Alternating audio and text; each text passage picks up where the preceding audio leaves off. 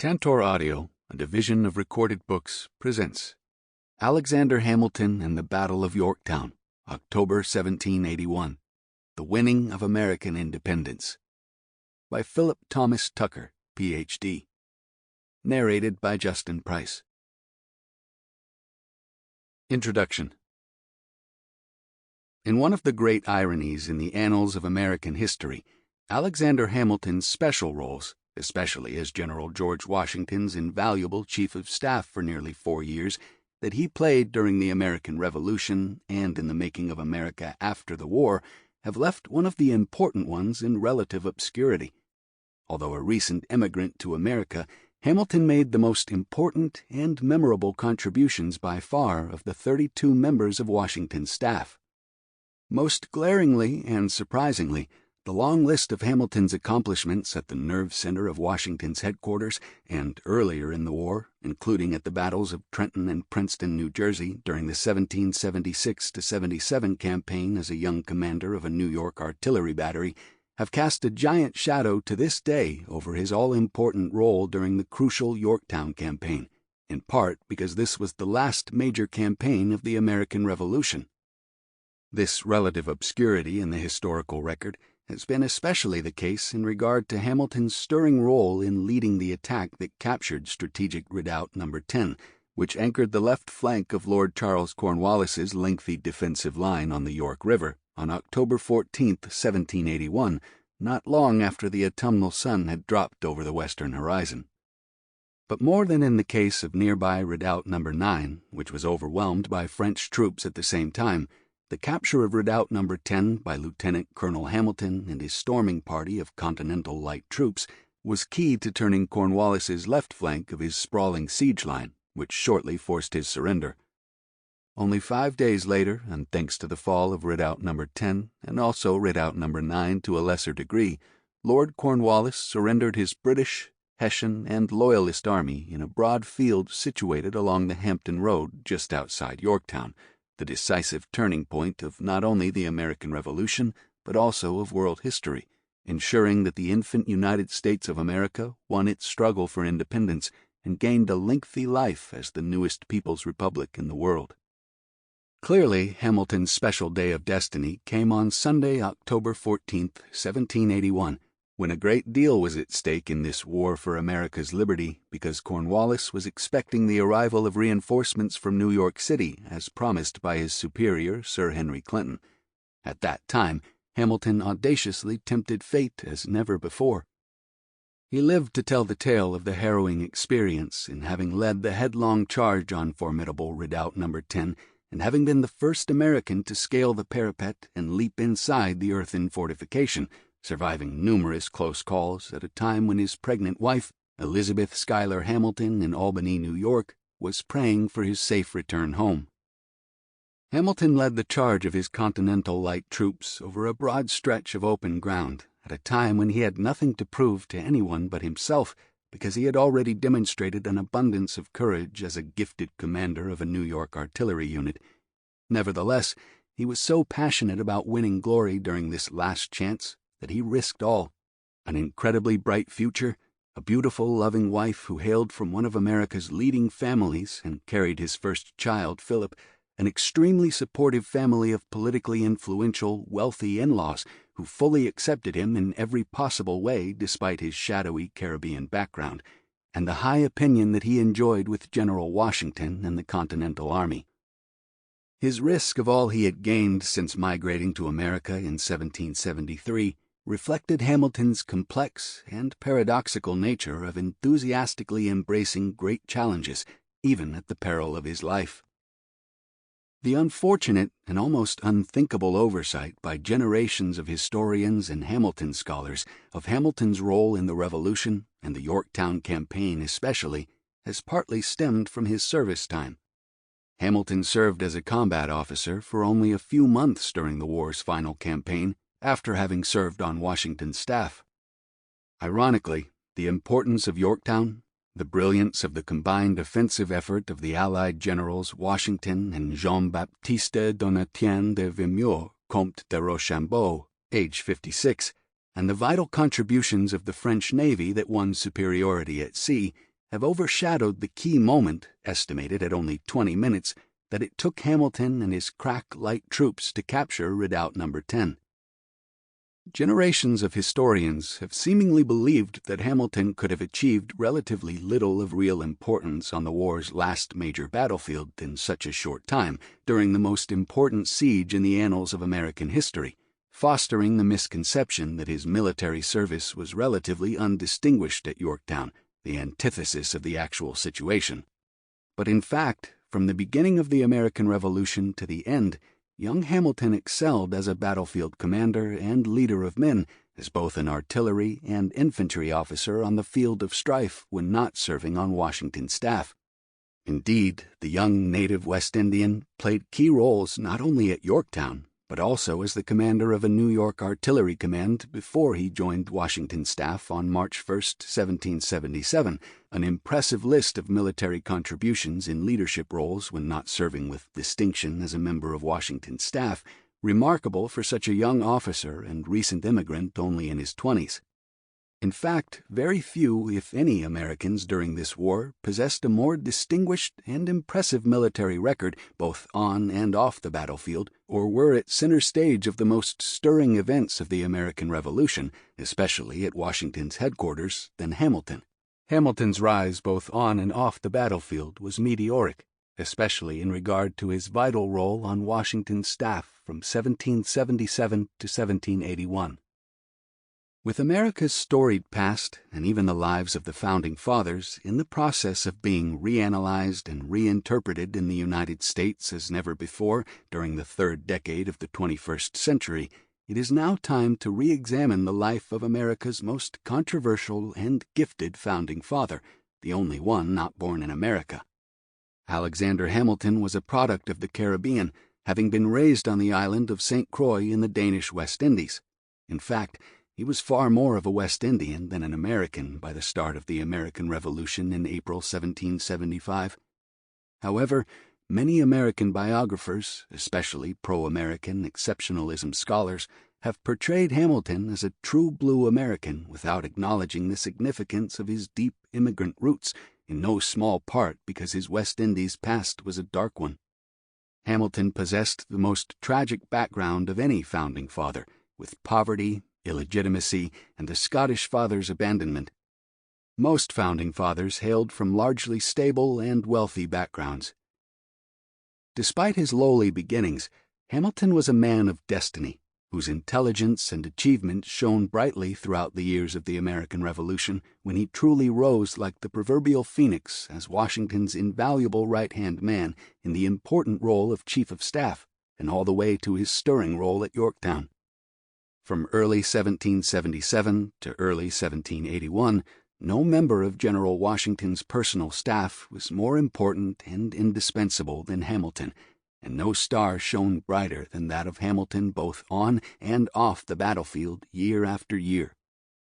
However, the meteoric life of this remarkably gifted man from the West Indies was tragically cut short on July 11, 1804. By a small-caliber bullet fired from a dueling pistol of Aaron Burr, who was also a distinguished veteran of the Continental Army and a short-time member of Washington's staff, during the most famous duel in American history.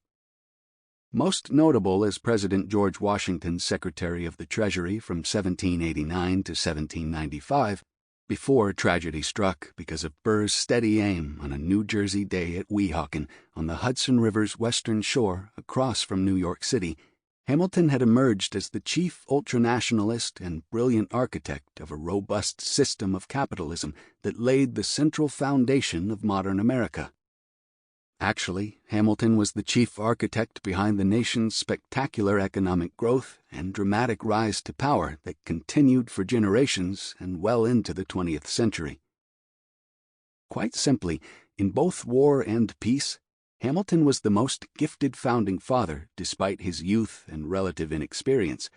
Hamilton's dramatic rise had been nothing short of spectacular, considering that he had first migrated to New York City on a sailing ship from the West Indies during the summer of 1773, less than 2 years before the start of the American Revolution. At that time, he had no place in America, a land of strangers and the largest region he had ever seen. Here, in a new land of limitless potential, he almost immediately fully embraced the great dream of America and what it promised to a young immigrant. For Hamilton, the outbreak of the American Revolution was a godsend, allowing greater opportunities for a young man of many unique talents without the usually required wealth, status, or family background, because of the dramatic rise of the spirit of republicanism and a new sense of equality. The gifted West Indian and former clerk of a large mercantile house from the small island of St. Croix was not only a prodigy, but also a genius who excelled with remarkable ease in multiple arenas. In this book, I have provided a detailed look at the dramatic course of the ever-eventful life of Alexander Hamilton, primarily in the Yorktown campaign. No previous book has been devoted to Hamilton's vital role during the most important campaign of the Revolutionary War. He seemed to have led multiple lives of importance in only a remarkably short time and, unlike most, is actually more relevant today than ever before in many ways. His story is that of the American dream and limitless opportunities, which still applies to hardworking and industrious immigrants to the United States to this day. His story is a truly timeless lesson about the core meaning and overall importance of America. Indeed, the incredible story of Hamilton's life, which reads almost like a novel of historical romance created from an imaginative mind, has revealed a good many life lessons that still remain valid today for men and women around the world, especially to seize the day. A wise saying that first originated from a respected ancient Roman philosopher, carpe diem, or seize the day, has emphasized the wisdom for people, especially youth from disadvantageous backgrounds, to aggressively and boldly exploit opportunities to succeed. After he had escaped from his own Caribbean dead end, Hamilton seemed to have been blessed by fate and the gods, to which the ancient Romans had often paid their sacred devotion in return for their benevolence and favor in all areas of life. Throughout Hamilton's life, in which there never seemed to be a dull moment, he repeatedly demonstrated the timely wisdom of this ancient Roman philosophy to seize the day. This was a golden rule by which Hamilton lived, and one that repeatedly paid immense dividends to him in both war and peace. The fact that Hamilton repeatedly risked his life on battlefields from New York to Virginia, especially during the climactic showdown at Yorktown, to fulfill his ambitions and personal destiny, revealed the depth of the young man's character and commitment to his Republican vision of America. But although an intellectual, he was never an idle dreamer, but a man of action, which set him apart from all of the other founding fathers except Washington. For years, Hamilton struggled to make his grandiose vision of America become a reality by his own sacrifices and achievements, and he succeeded in the end. Because of today's political climate in the United States during the nation's most unheroic age, the America as originally envisioned by Hamilton has seemingly grown out of favor among many Americans with the rise of a mild brand of 21st century American socialism that has been naively thought to be preferable to Hamilton's envisioned style of capitalism, which had reaped so much national success and wealth.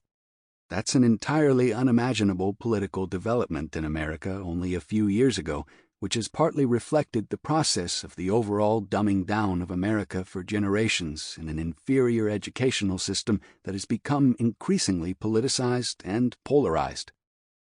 In idealistic terms, combined with naivete and an exuberant innocence, some active socialists in the United States today have embraced idealistic political concepts that are far too utopian and devoid of reality, especially in regard to history's timeless lessons, to be practical for the real world, which has been fully demonstrated throughout the course of history, especially during the 20th century and most famously in the Soviet Union. If alive today, die-hard nationalist and capitalist Hamilton would have been absolutely appalled by the recent fast-paced developments in America, and in the ultimate irony, the political movement to change America by gradually moving toward the left occurred not long after the play Hamilton became the most successful and popular in the long history of Broadway plays, which especially appealed to people of a younger generation. However, it seems that while most people loved the music of Hamilton, they missed his long list of military achievements, especially at Yorktown, and his role as the primary creator of the American capitalist system.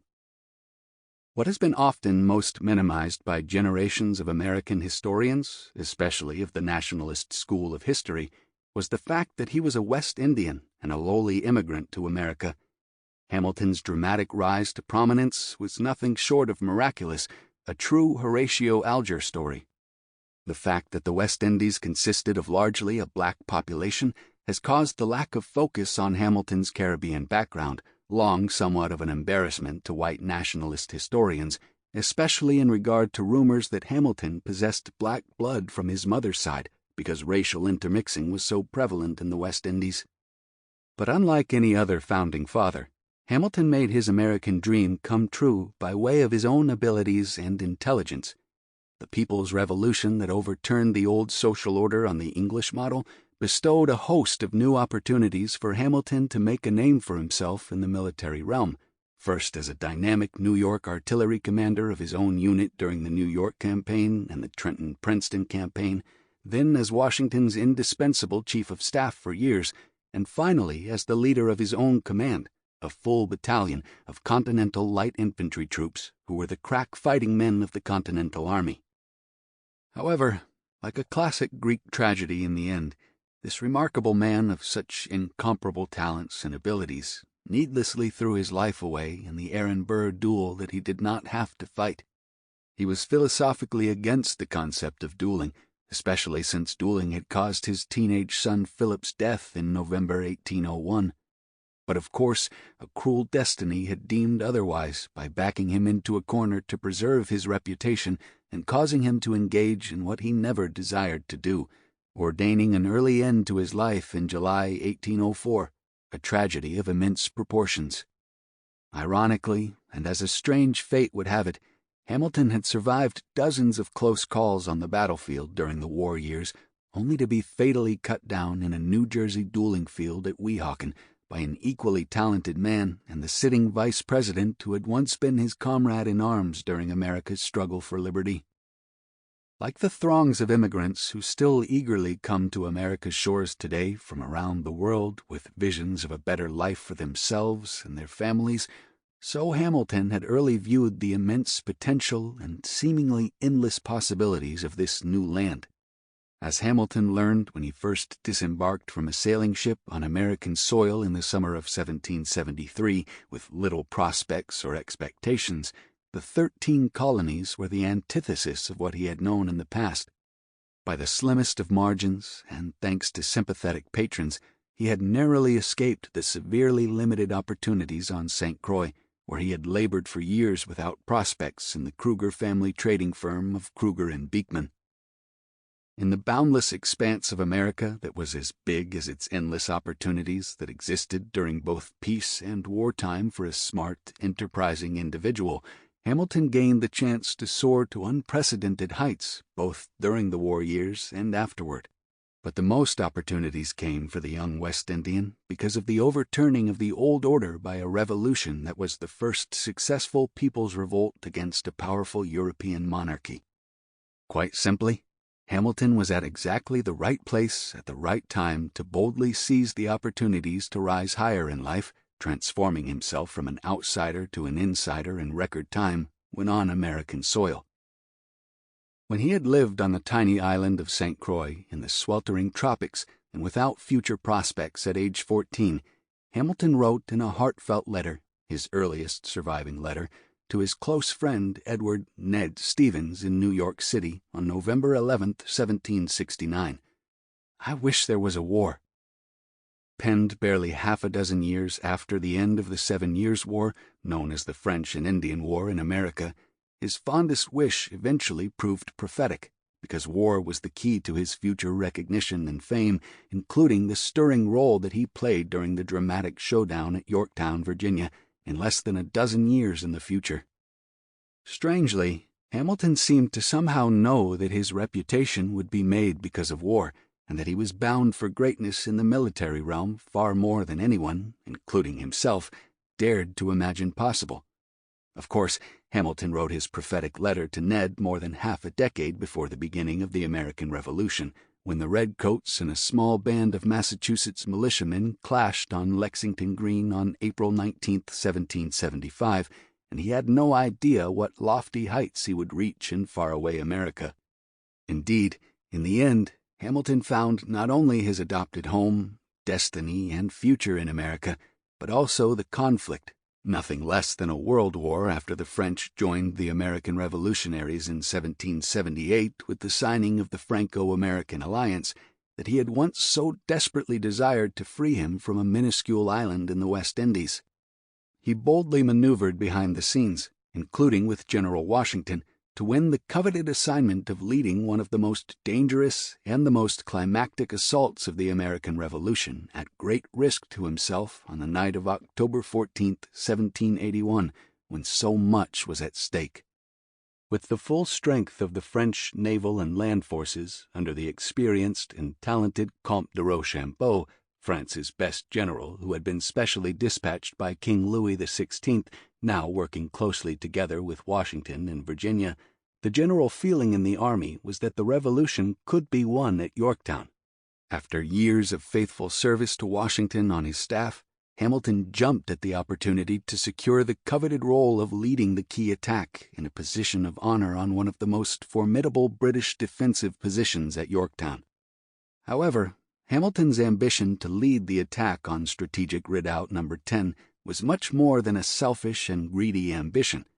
To young Hamilton and his revolutionary generation, nothing was more noble than the enlightened concept of republicanism, the political foundation of the infant American nation, and the basis of his enlightened, idealistic thinking during the war years, which fueled his risky actions on the battlefield.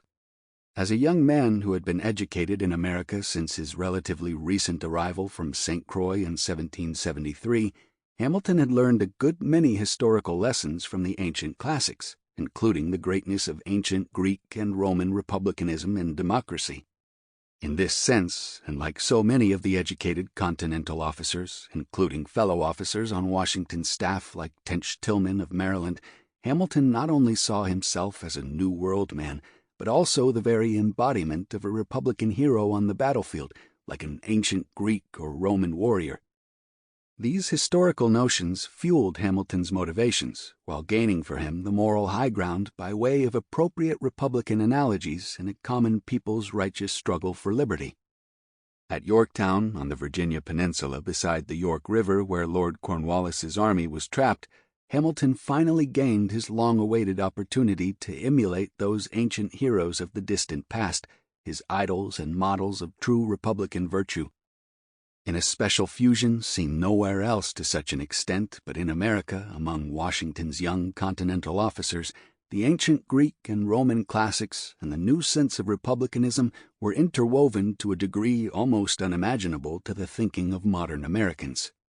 Symbolically, the once imposing redoubt No. 10 on the Yorktown battlefield long ago eroded, washed away by time and the weather until nothing was left as a reminder. However, the people of the National Park Service have reconstructed the strategic, though now smaller and less imposing today than it appeared to Hamilton and his men at the time, and a visitor to the battlefield in today's York County, Virginia, will look in vain for an appropriate memorial or statue to Hamilton for his notable tactical achievement on the most decisive and important day of the Siege of Yorktown.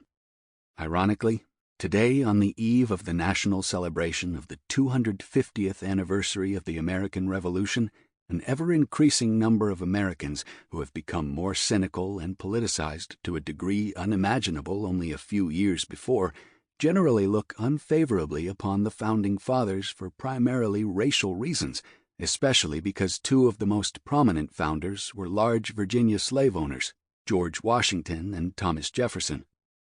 Even more, it has become increasingly popular, if not fashionable, today for young protesters of social injustice to commit criminal acts of defacing and even tearing down memorials to the Founding Fathers, especially those of Virginia slave owners, including Jefferson and Washington, because they had only fought for white liberty and not black liberty more than 2 centuries ago when the world was altogether different. However, What has been forgotten is that this ugly reality of a firm embrace of slavery stemmed from a calculated, original Machiavellian decision of the Founding Fathers that was an absolute political necessity for the infant republic to guarantee a successful uniting of North and South, so that all the states would come together as one to fight against the world's strongest imperial power from the Atlantic's other side, the New Rome. Unfortunately, this absolute political necessity for national survival of a weak republic compromised the Revolution's most enlightened principle, as emphasized by Jefferson, that all men are created equal. This unfortunate development was the high price of going to war against a powerful old-world monarchy that ruled a vast empire and sought to impose its imperial will and autocratic authority on the American people. Generations of the unfortunate people of African descent paid the ultimate personal price for the fulfillment of America's liberty, sacrificed on its altar in the very beginning. Quite simply, there would have been no successful revolution if slavery, a basic foundation of the national economy, had been abolished early according to the egalitarian principles of the Age of Enlightenment. In today's increasingly popular and widespread condemnation of the Founding Fathers for having betrayed fundamental egalitarian principles of the American Revolution because they failed to promote the cause of black liberty, even Hamilton has been most recently targeted by politically correct advocates of what has become a fashionable popular movement supported by the mass media and Hollywood, because it is today's most trendy form of demonstrating moral outrage and indignation, especially on the internet, based on a sense of self-reconfirming righteousness. In 2019 and 2020, even the popular Broadway play Hamilton came under fire because of its lack of sensitivity toward the ugly truths of race and slavery in colonial and revolutionary America. Ironically, Hamilton became the most popular in Broadway history, in part because it had skirted such political and emotionally charged issues like slavery. As part of this sharp backlash, the Washington Times released a hard-hitting story on February 7, 2019, entitled "Lin-Manuel Miranda's Hamilton Under Fire for Ignoring Founding Fathers' Complicity in Slavery." However, this glaring omission of a much-needed focus on the institution of slavery in the Broadway play Hamilton has been most ironic. When it came to slavery, Hamilton was actually the least deserving of all the Founding Fathers to have today come under any kind of criticism.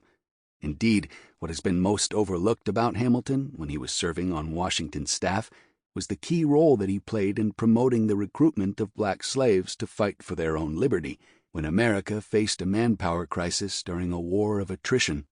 War weariness and apathy among whites had grown extremely high across America after so many defeats and ever-increasing battlefield losses. Two distinct liberation efforts of the common people, one black, one white, of America were closely intertwined, as Hamilton early realized, because the love of liberty knew no color, and this struggle was one that naturally erased color lines and prejudice in the name of freedom for all. Along with his friend Lieutenant Colonel John Lawrence, who had also served on Washington's staff, Hamilton was one of the leading advocates for the use of black soldiers, or slaves, who would fight for their own freedom and that of America. Then, after the war, Hamilton fought politically against the Jeffersonian vision of an agrarian society of yeoman farmers who were also slave owners, especially in the South, but also in the North, where slavery had not been abolished in some cases. He promoted the concept of a prosperous nation based on a strong industrial base instead of a robust institution of slavery.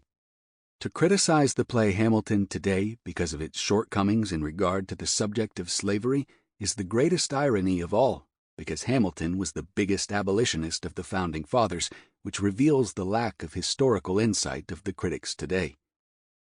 Indeed, Hamilton was an abolitionist at an early date to a degree unimaginable to Washington and Jefferson, who were two of Virginia's largest slave owners to the end of their lives. After the war, Hamilton was one of the founders of the New York Manumission Society and was more open-minded about race than most Founding Fathers, especially those men from the South. He advocated for the use of black soldiers because of the equality of black abilities and intellectual capabilities to whites long before the first gun was fired in anger at Yorktown. In Hamilton's words from a mid-March 1779 letter, "I have not the least doubt that the Sample complete. Ready to continue?